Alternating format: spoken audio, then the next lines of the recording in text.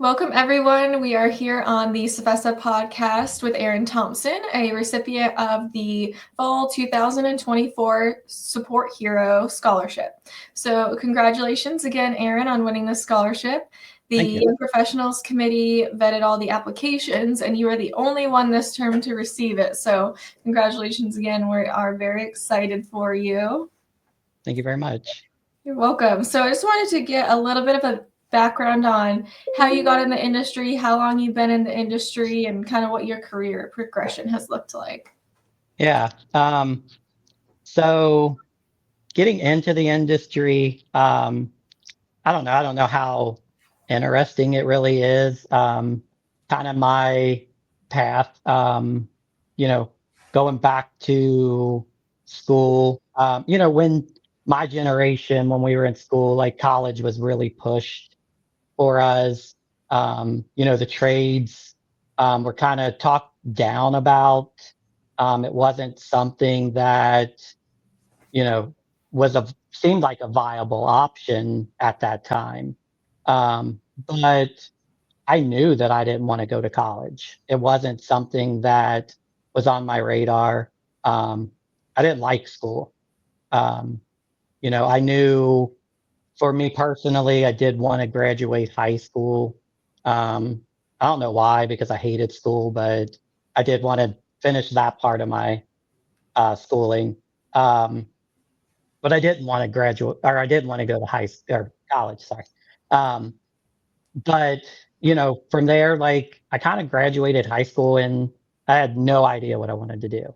I did a couple of years of vocational school while in high school, but then still kind of left and didn't know what I wanted to do. Didn't have a career path. Um, I didn't have parents that like pushed me one way or the other. They kind of, you know, stayed out of it really. Um, so I left high school and started working in a factory.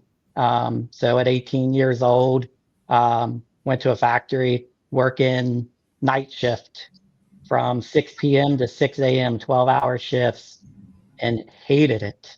It was terrible.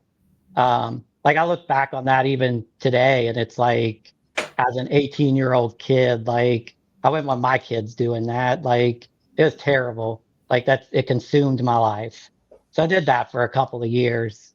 Um, and even then, it's like, um, still didn't know what I wanted to do because I didn't really know like what my options were, I guess, because it wasn't really ever, brought to my attention, I guess. Mm-hmm. But from there, I kind of got into some residential type stuff. So I was doing apartment maintenance for a while. Um, so started working for some apartment communities. And, kind of growing up, I kind of did a lot of stuff with my hands. I grew up poor, so we didn't have a lot of stuff. So, when we were lucky enough to get a bicycle as a kid, you kept that bicycle going. Okay. If the chain broke, you fixed that chain. If it needed an inner tube, you did that.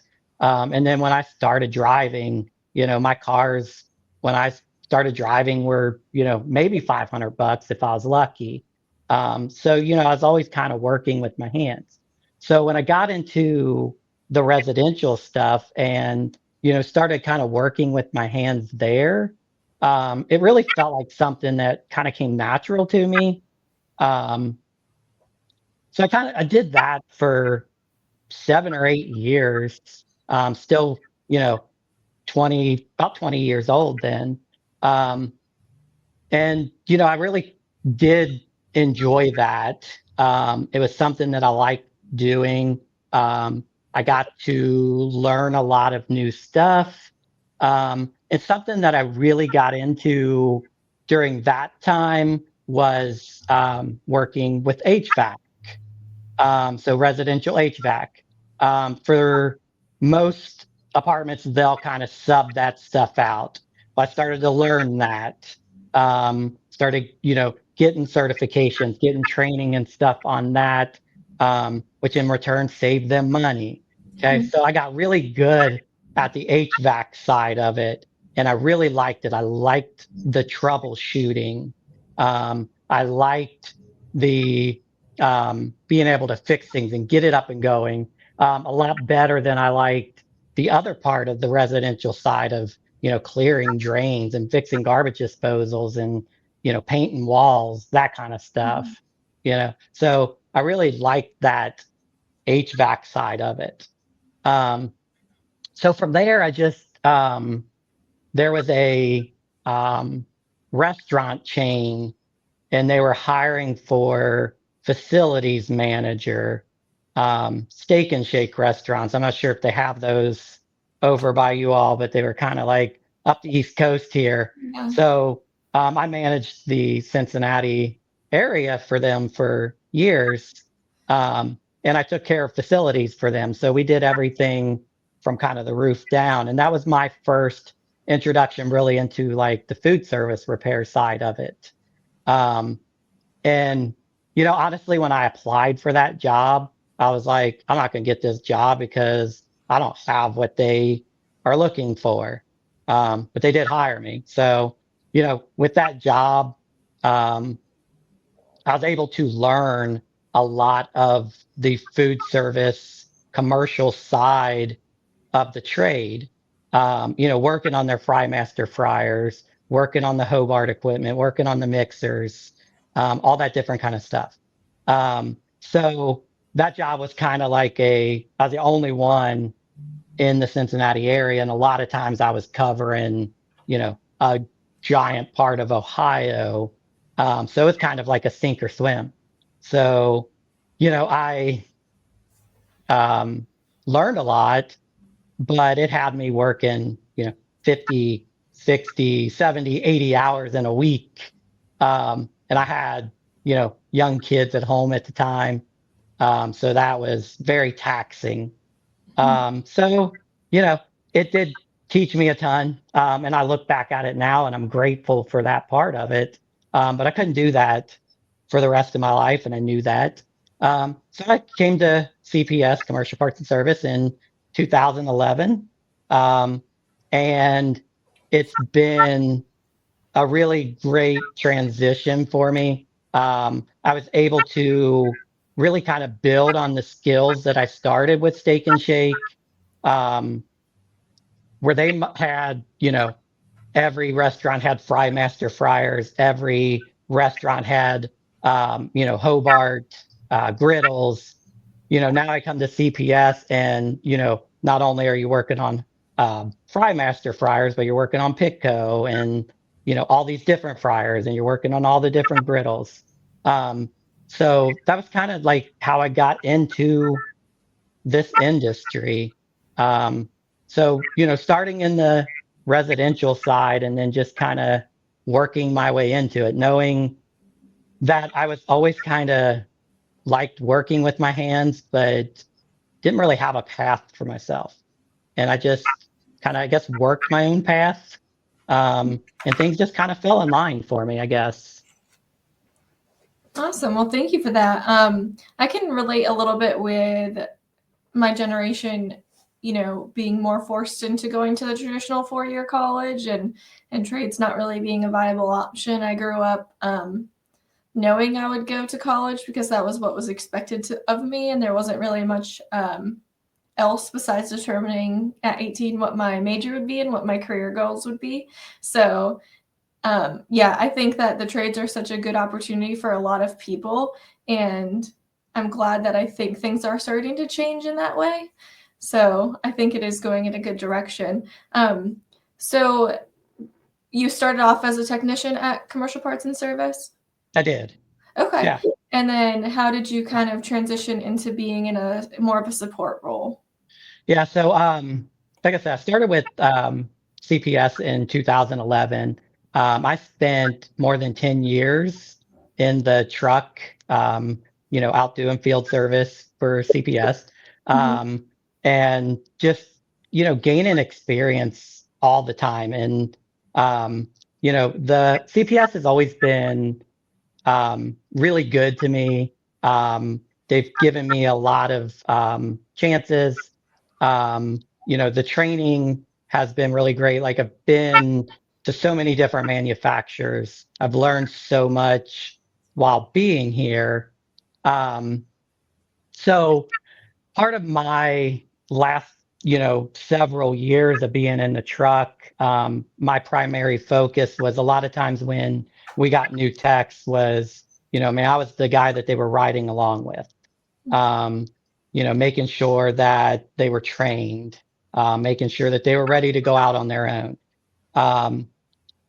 I talked for years with, management and ownership about, how I kind of had this vision of, what I thought, the training, the development kind of could be for CPS, kind of how I thought even our industry, really could grow.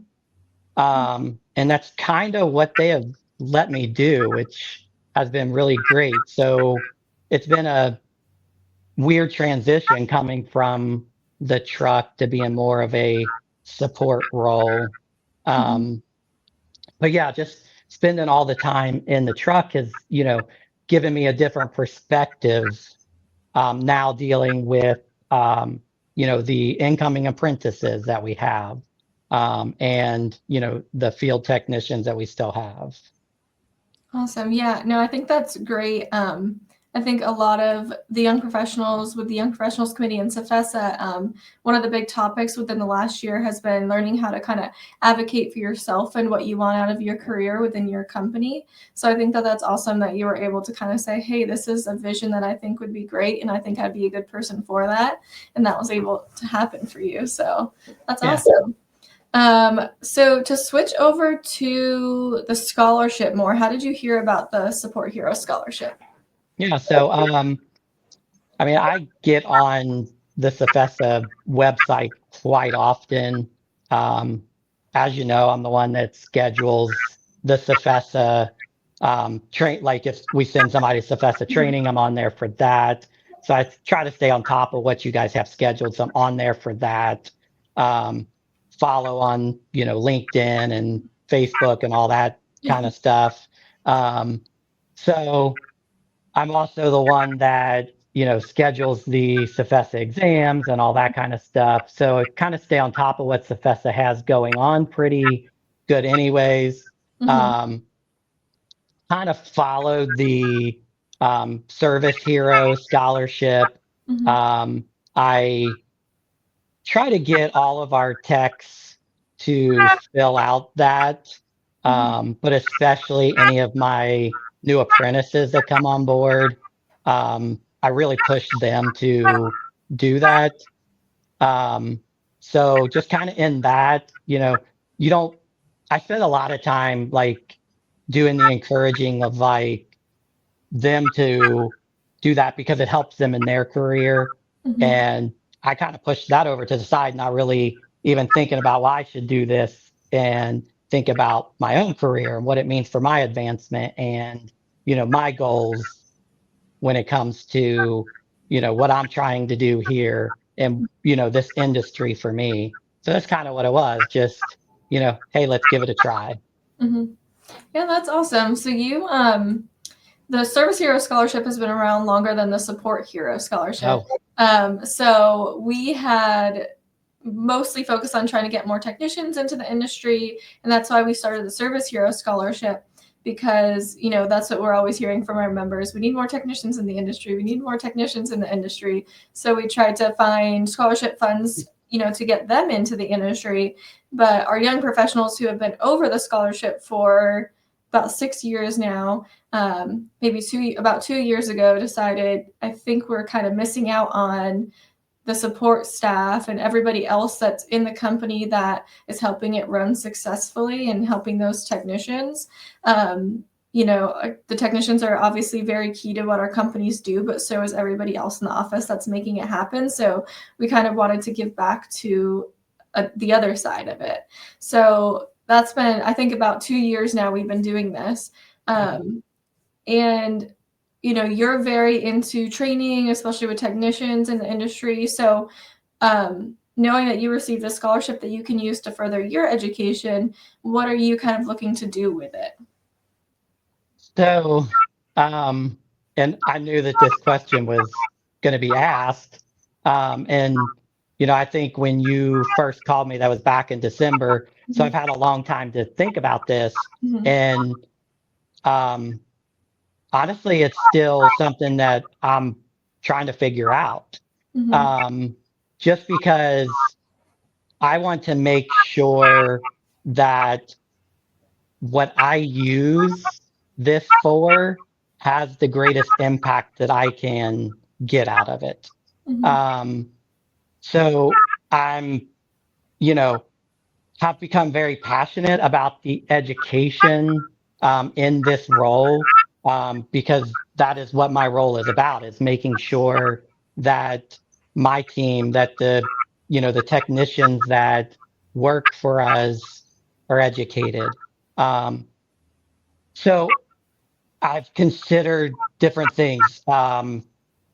Being still fairly new into my role, um, I've considered, some type of leadership type courses. Always thinking about, different technical training. Obviously, there's a lot of things that are constantly changing. Even though I'm not out in the field every day, I Mm-hmm. do still have to stay up on that stuff. Um, I have written curriculum for different training classes, um, for apprentices coming in, putting different stuff together like that. So I've been trying to see if there's something out there that, could even help, facilitate that kind of stuff. So I'm hoping to find something that, helps me, maybe grow in those areas. Yeah, I think that's awesome. It's definitely up to you with how you want to spend it. So I'll be interested to hear how it ends up going and what you end up doing with it. Is there anyone you want to thank for supporting you on this journey so far? Yeah. So, I'd like to, I think, thank, the people that I work with. So this, role that I'm in has, it's a new role for our company. Um, and it's still pretty fresh. I'm less than 2 years into it. And there's technicians here that have been here longer than I have. There's technicians that have been here as long or close to as long as I've been here. And I've gotten a lot of support from, the technicians around me. And that's, I appreciate that because that makes what I'm trying to do a lot easier. Um, and I think, just having that support and people, appreciating what I am trying to do and knowing that I am, trying to make it better for everybody here. Um, you know, we're bringing in new apprentices all the time. So I've got, field trainers out at all of our branches. Um, those field trainers, without them, like it wouldn't be possible to bring on these apprentices. And bringing on apprentices and training them out in the field, that is not an easy task. Okay. We're bringing in, sometimes these young people that, are straight out of high school. Um, some of them have, very little to no experience. Some of them have turned a few wrenches. We've had a few that have barely turned wrenches. So, for them to do what they're doing out in the field, I appreciate it like more than I can ever tell them.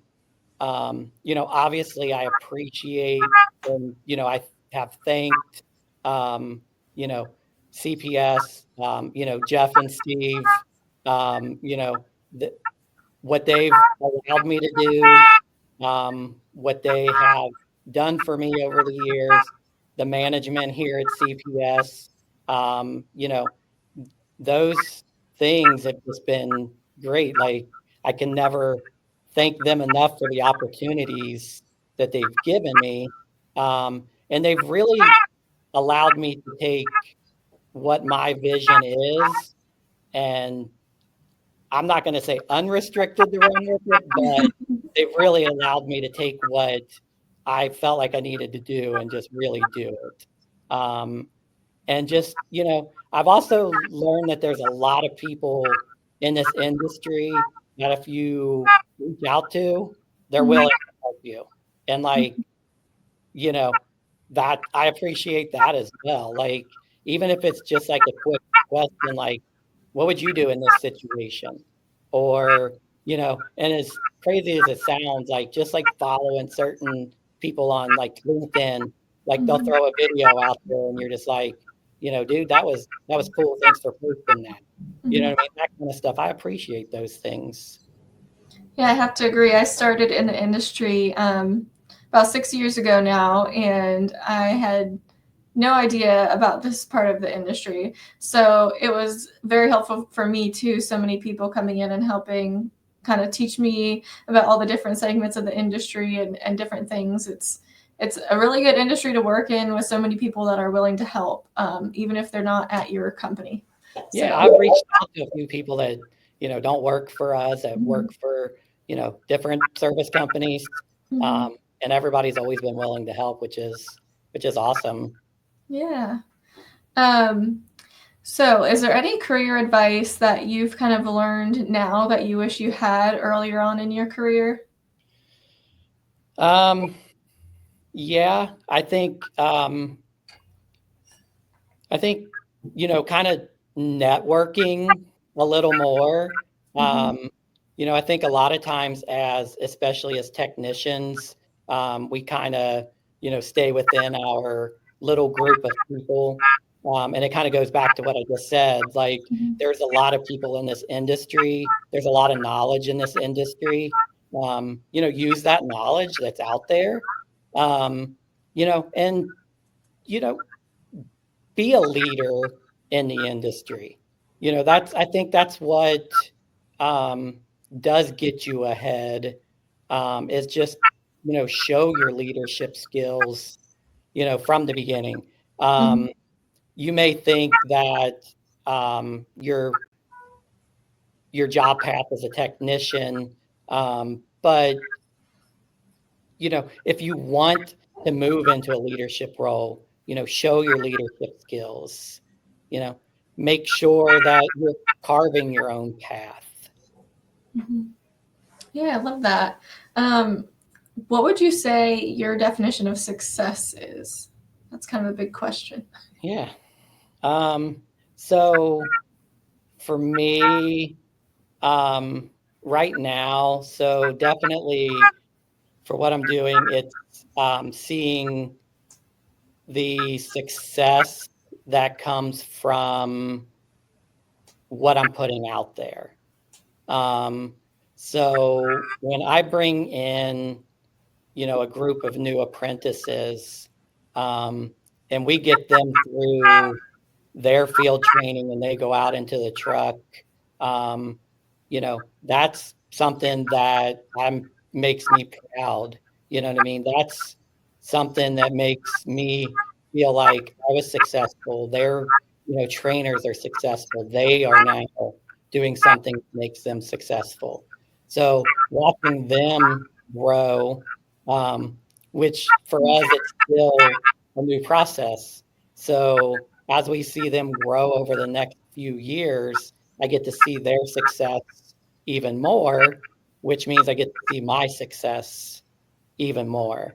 And just on top of that, seeing, as we put on more and more, in-house training sessions and seeing difference in technicians going out and working on different equipment and seeing how they handle themselves when they're working on stuff that they wouldn't have normally worked on. That's all success for me. And for me, like I've done a lot of going out and promoting our trade. So going out to different schools, high schools, trade schools, doing career fairs and different stuff like that. So when I see those kids start rolling in the door, that's going to be success for me. And we're starting to see that dwindle in, okay? Because I want to see this industry blow up. We are having guys that are aging out. We need the young techs that are going to come in the door. On a personal level, for me success would be me to continue to grow, continue contributing to other people's growth, and still achieving the healthy work-life balance that I feel that I have here. And coming in every day and just really feeling like I enjoy my work. I enjoy the people that I'm around, and, I like coming in here. So like, to me, like, yeah, like we're in here obviously to make a paycheck. But, I like coming in here. I like what I'm doing. And, that's kind of what that means to me. Just seeing other people succeed and having a part in that, and, just enjoying what you do every day, or at least most days, right? Yeah. Yeah, no, that's great. I love it's kind of an all-encompassing success, right? Between you helping other people be successful, you being successful in your work and your home life with the work life. Yeah. So I think that that's something that most people could probably agree is what they're looking for. So that's awesome. So one of the key aspects of the application that you filled out to be selected for the scholarship was explaining why you're a great candidate. As I mentioned, you're the only one this term to have received the scholarship. So obviously you stood out to the selections committee. What do you think was part of the reason that you stuck out? I think I did put an emphasis on mentoring younger techs, and being able to take that scholarship and use it towards advancing our industry to the next level, to be able to take my vision that I feel like I've started here, and really keep that going. And part of that is continuing my own growth. And I think I put a lot of that in there of the impact that I felt that I could make on this industry, and then on the skilled trades in general. And it goes back to what we talked about before of just getting out there and making sure that kids these days know that the skilled trades are an option for them. Yeah, and it's a great option at that. So you mentioned, you kind of promote this scholarship to your technicians. What advice would you give either, I guess both, a technician or a support staff looking to apply for either the service or support hero scholarships? I would, definitely tell them to do it. It really didn't take that long. I think there was maybe 5 or 6 questions. So it's not like it's a super long process, which is what I try to tell our techs. Like, dude, it's gonna take you, 10 minutes, 20 minutes of your time. But put some thought into it. Think about how and explain how this could impact you, but how it could also impact the people around you.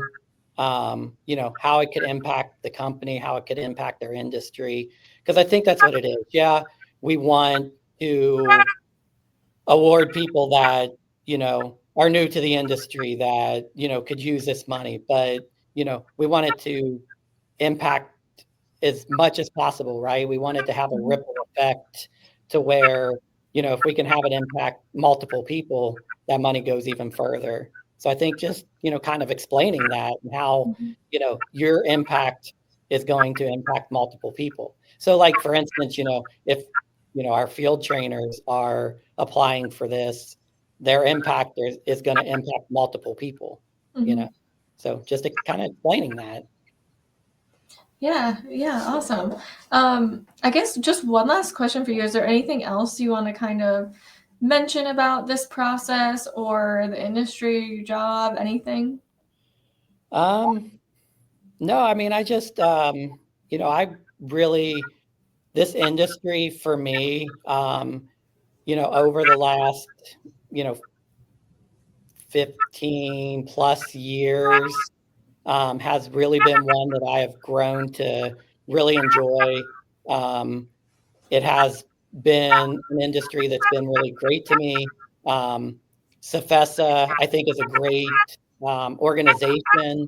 I came to, like I said, I came to CPS in 2011.